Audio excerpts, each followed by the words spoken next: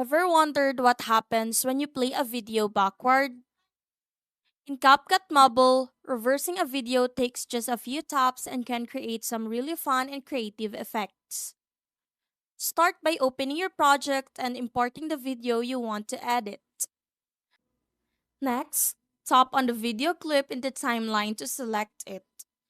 Then, scroll through the editing tools at the bottom until you find the reverse option. Tap reverse and let CapCut process the clip. Depending on the length of the video, this may take a few seconds. Once it's finished, play the video back and you'll see everything happening in reverse. Objects return to where they started, movements play backward, and simple clips can suddenly look much more interesting. This effect is commonly used for creative transitions, magic style edits, trick shots, and entertaining social media content.